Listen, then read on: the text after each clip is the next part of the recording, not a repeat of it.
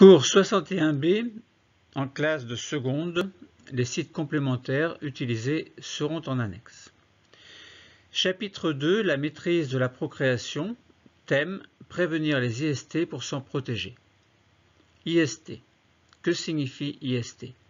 Et en quoi peut-on prévenir les IST? IST signifie infection sexuellement transmissible, un problème sociétal que l'on peut insérer dans le chapitre en relation avec la maîtrise de la procréation. Il existe une trentaine d'IST provoqués par des bactéries, des virus et des parasites. Nous poserons la problématique autour de ces IST afin de comprendre d'une part quelles en sont les causes, c'est-à-dire quels organismes provoquent ces maladies sexuelles, et d'autre part comment s'en protéger.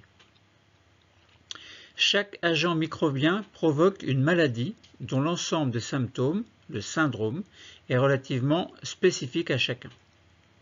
Certaines IST ne guérissent pas sans médication. Dépister la maladie et se faire soigner est donc essentiel. Certains traitements médicamenteux peuvent être efficaces contre les IST, ce qui évite leur transmission et permet de stopper leur évolution. En cas de négligence, elles peuvent provoquer de sérieuses complications qui, elles, sont quelquefois difficiles, voire impossibles à traiter, d'autant plus que ces complications peuvent entraîner des séquelles. Certaines méthodes de contraception, le préservatif par exemple, permettent de se protéger contre les IST, c'est-à-dire contre les infections bactériennes, parasitaires ou virales, et cela permet également d'éviter leur propagation. Cette prévention contre les IST peut aussi être reliée à la vaccination. Il est donc important de prévenir les IST, d'autant plus qu'elles connaissent par période une progression relativement importante. Ces maladies sont contagieuses du fait qu'elles se transmettent par simple contact sexuel.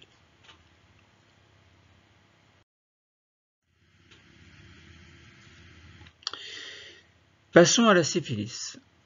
La syphilis, alors avant de passer à la syphilis, peut-être un petit mot d'explication. Les IST les plus fréquentes sont au nombre de 4. Non, n'importe quoi.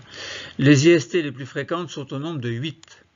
4 maladies d'origine bactérienne ou parasitaire et 4 maladies d'origine virale. Donc 4, nous décrirons 4 plus 4, 8 maladies sur les 30, les 8 plus importantes. Donc 4 maladies bactériennes ou parasitaires qui toutes les 4 peuvent être guéries par un antibiotique lorsqu'elles sont diagnostiquées évidemment. Sinon de graves complications peuvent survenir éventuellement. Commençons par la syphilis. Nous traiterons ensuite la gonorrhée, la chlamydiose, la trichomatose. Ensuite, nous passerons aux 4 maladies virales que sont l'hépatite B, l'herpès génital, le VIH et le papillomavirus. Commençons par la syphilis. La syphilis est due à la bactérie de type spirochète, c'est-à-dire en forme d'hélice appelée Treponema pallidum ou Treponème pâle. Comment peut évoluer la syphilis sans traitement? La syphilis évolue en 2 périodes, l'une précoce de moins d'1 an et l'autre tardive au-delà d'1 an. La période précoce de moins d'1 an regroupe la syphilis primaire, la syphilis secondaire et des phases de latence sans symptômes.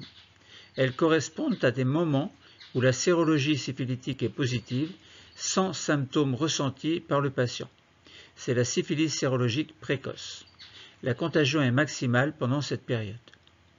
La période tardive au-delà d'1 an comprend la syphilis tertiaire, la syphilis sérologique tardive, c'est-à-dire que la sérologie découverte est positive, non datable ou datant de plus d'1 an sans symptômes chez le patient. Quelques autres généralités sur la syphilis. La syphilis est une IST bactérienne très contagieuse. Le dépistage est fortement conseillé chez les personnes ayant des rapports sexuels non protégés. Le tréponème ne survit pas à l'air libre et la contamination ne peut avoir lieu que par contact direct avec l'ulcération isolée, qui est un symptôme du stade primaire, et les lésions cutanées ou muqueuses, qui sont des symptômes du stade secondaire. En effet, le risque de contagion est maximal pendant la première année d'évolution de la maladie. C'est la période précoce. Les tréponèmes sont alors présents d'abord sur l'ulcération, c'est-à-dire sur le chancre, puis à la surface des lésions de la peau et surtout des muqueuses. Sans traitement, elle peut évoluer des stades primaires à secondaires puis tertiaires. En effet, en absence de traitement précoce, la syphilis évolue par phase. Elle peut progresser vers une maladie chronique et exposer le malade à des complications et peut être transmise à d'autres partenaires sexuels. Un examen clinique et une sérologie de tous les partenaires sexuels de la personne présentant une syphilis sont proposés. Le traitement antibiotique permet d'en guérir à tous les stades. Sans traitement précoce, elle devient donc chronique et peut entraîner des complications importantes. En cas de syphilis précoce, la prise de ce traitement s'étale sur 15 jours. Elle dure 28 jours s'il s'agit d'une syphilis tardive non neurologique. Une surveillance médicale est nécessaire en effectuant des sérologies de contrôle. Le résultat de la sérologie doit être négatif ou la quantité d'anticorps diminuée par 4, témoignant ainsi d'une guérison. Les délais de surveillance sont importants car pour que la sérologie soit négative, il faut compter environ 1 an en cas de syphilis primaire ou secondaire. La transmission de la syphilis de la mère à l'enfant lors d'une grossesse est une éventualité rare en France en raison de son dépistage chez les femmes enceintes. Toutefois, si une mère est infectée et n'est pas traitée, elle peut transmettre la maladie à son enfant. Cette transmission a lieu pendant la grossesse ou lors de l'accouchement. Les conséquences peuvent être graves pour l'enfant. Passons maintenant à la gonorrhée ou blénorragie ou gonocoxie.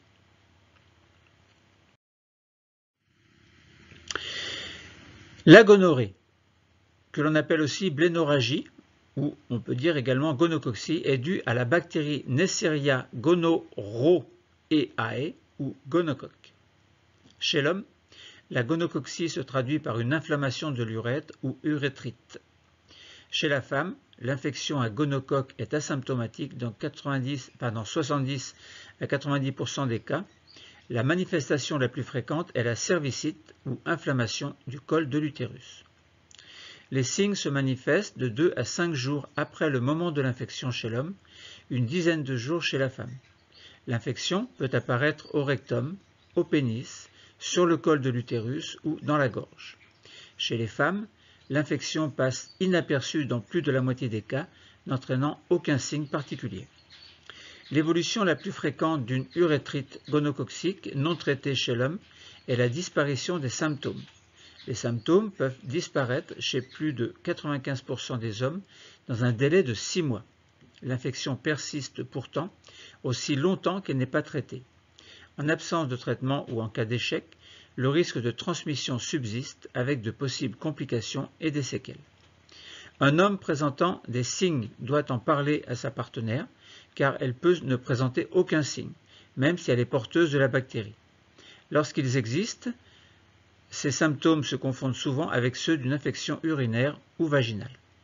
Chez la femme, une gonorrhée peut entraîner une maladie inflammatoire pelvienne, c'est-à-dire une infection des organes reproducteurs que sont les trompes de Fallope, les ovaires et l'utérus.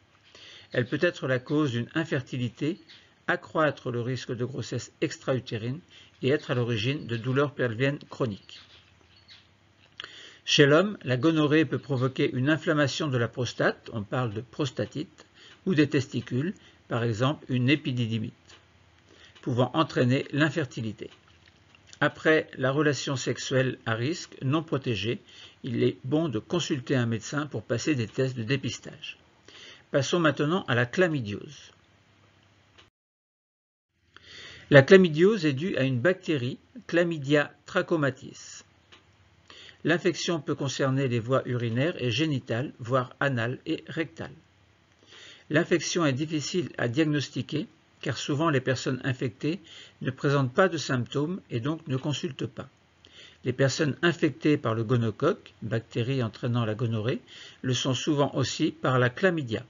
C'est pourquoi les dépistages de ces deux maladies doivent être réalisés systématiquement. L'infection est facile à traiter, mais non traitée, elle peut entraîner de sérieux problèmes de santé. Si l'on a eu une relation sexuelle à risque, non protégée, il faut consulter son médecin pour passer des tests de dépistage. Passons maintenant à la trichomonase. La trichomonase est due au parasite Trichomonas vaginalis.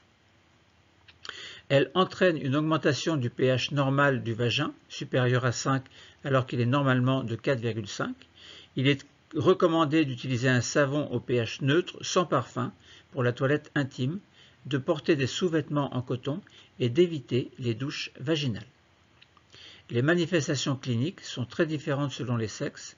Elles sont visibles chez la femme, mais l'homme est souvent porteur asymptomatique. Chez la femme, il y a une inflammation de la vulve et de la muqueuse vaginale. Chez l'homme, le parasite se localise aux glandes urétrales, à la prostate et aux vésicules séminales. Il est difficile à mettre en évidence, ce qui favorise la dissémination de la maladie. Voilà, donc nous avons vu les 4 maladies bactériennes ou parasitaires, la syphilis, la gonorrhée, la chlamydiose et la trichomonase. Passons maintenant à 4 maladies d'origine virale, difficiles ou impossibles à guérir, selon le type de virus. Nous parlerons de l'hépatite B, de l'herpès génital, du VIH et du papillomavirus humain. Commençons par l'hépatite B. Elle est due au virus VHB. La maladie atteint essentiellement le foie.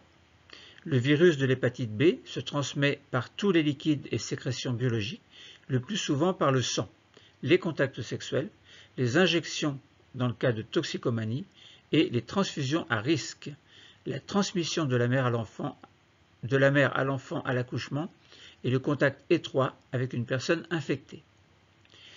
Dès que les virus atteignent le foie, ils pénètrent dans les cellules que l'on appelle les hépatocytes et s'y multiplient. Le système immunitaire qui assure les défenses de l'organisme détruit alors les cellules infectées, ce qui provoque une inflammation du foie. Le virus de l'hépatite B peut conduire à un état de portage chronique, c'est-à-dire que le sujet ne se débarrasse pas du virus et peut développer de nombreuses années plus tard les complications graves d'une hépatite chronique. Ces complications peuvent être un cancer du foie et une cirrhose, c'est-à-dire une maladie grave du foie constituée de lésions hépatiques diffuses et irréversibles. Une greffe hépatique peut alors être envisagée. L'hépatite B a 2 évolutions possibles selon qu'elle est aiguë ou chronique. Si elle est aiguë, il n'y a pas de traitement et plus de 90% des patients en guérissent.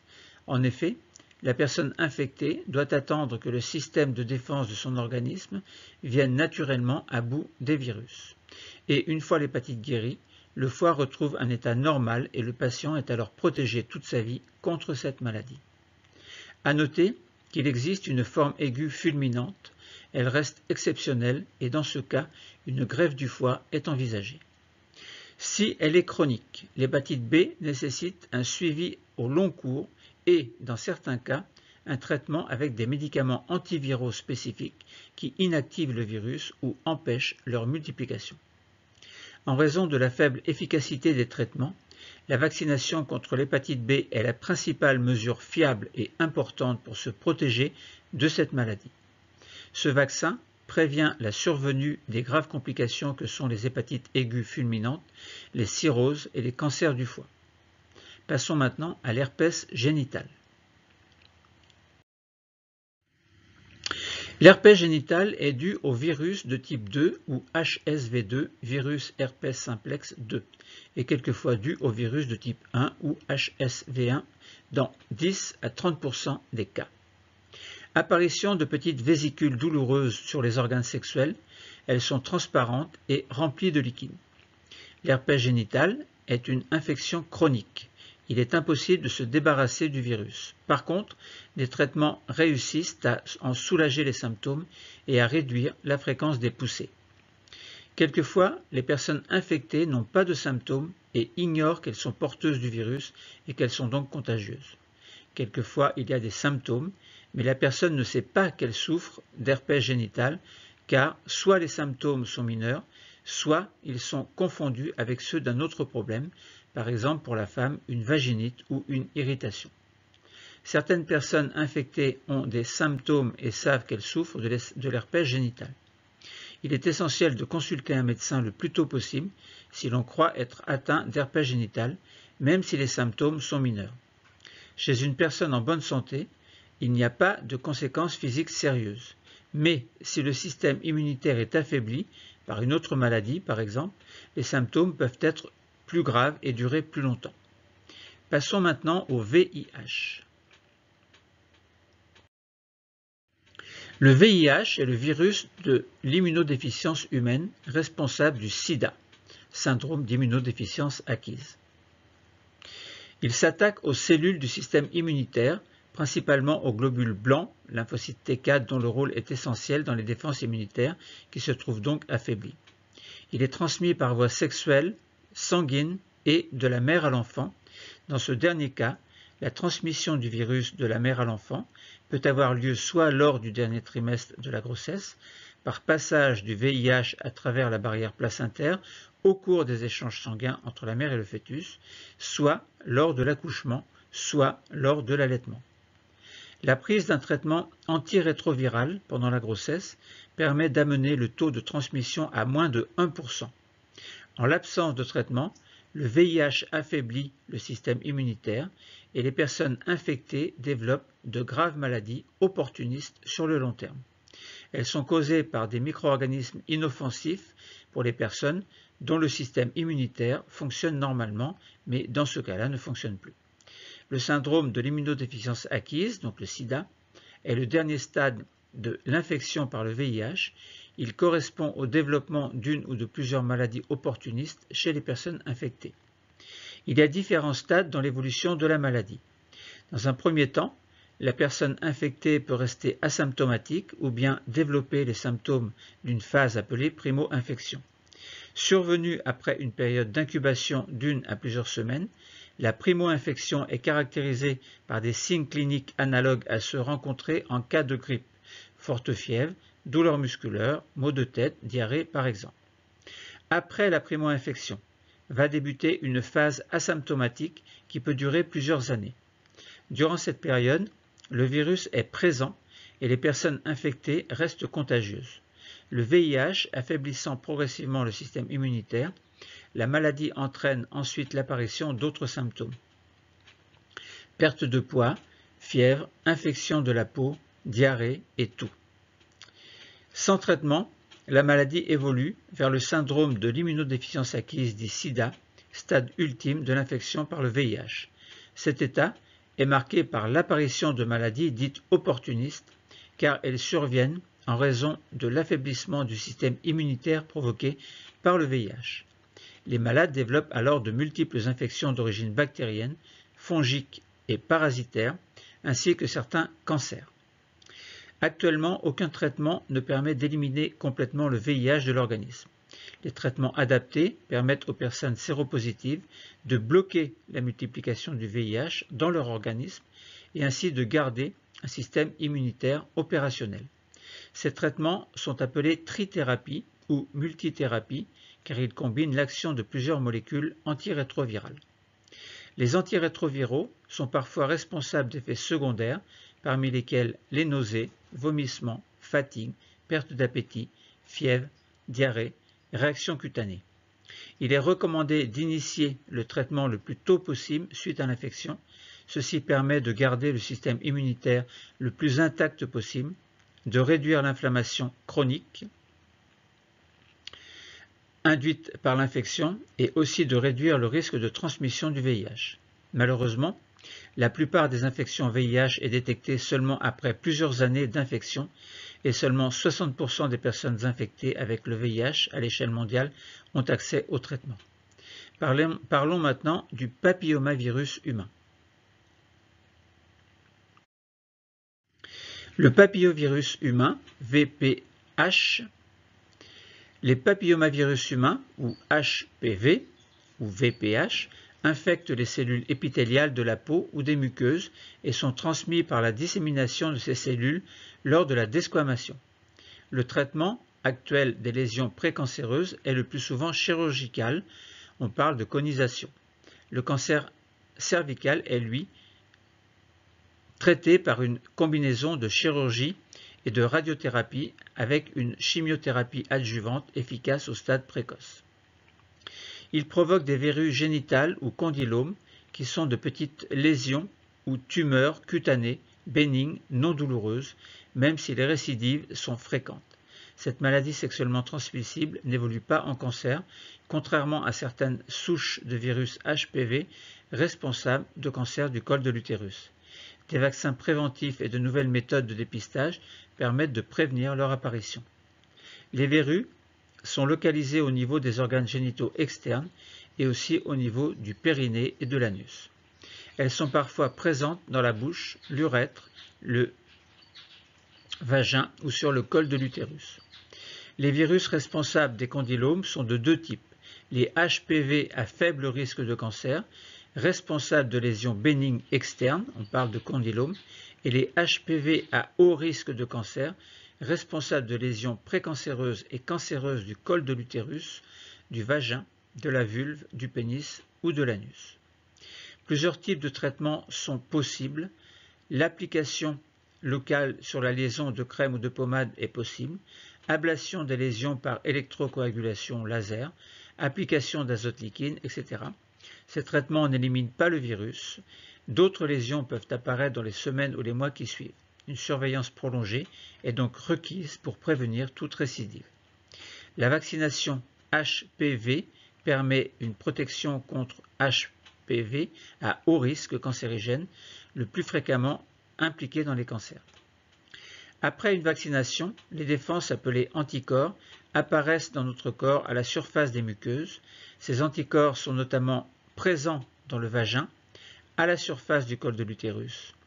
Lors d'un rapport sexuel avec un partenaire porteur de l'un des papillomavirus couverts par la vaccination, les anticorps de la personne vaccinée se fixent sur les papillomavirus et les empêchent généralement de pénétrer dans les cellules, lui évitant ainsi d'être infecté. En prévenant l'infection à certains papillomavirus à haut risque cancérigène, la vaccination prévient aussi les conséquences possibles de cette infection, certaines lésions précancéreuses et ou certains cancers au niveau de la sphère anogénitale. Concernant la prévention du cancer du col de l'utérus, la vaccination HPV ne remplace pas le dépistage. Les deux moyens de prévention sont complémentaires. En effet, les vaccins disponibles ne protègent pas contre tous les types de HPV susceptibles de provoquer un cancer du col de l'utérus. Le dépistage reste donc nécessaire à partir de 25 ans, que les femmes soient vaccinées ou non. Le cours est terminé. Merci.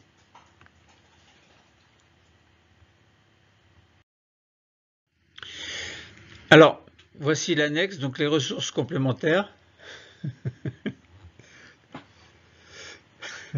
Les sites utilisés sur le site. C'est ma femme qui fait l'andouille à côté.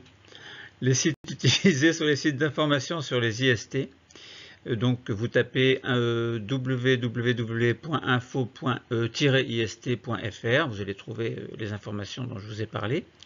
J'ai fait un mélange entre mes connaissances et les informations que je vous présente en annexe. Donc j'ai utilisé amélie.fr aussi. Vous tapez amélie.fr et vous cherchez les informations relatives à ces 8 maladies. Le site de l'Institut Pasteur, bien évidemment, donc vous tapez pasteur.fr, le site Passeport Santé et le site Passeport Santé, où vous tapez passeportsanté.net et le site papillomavirus, papillomavirus.fr. Voilà, le cours est vraiment terminé maintenant.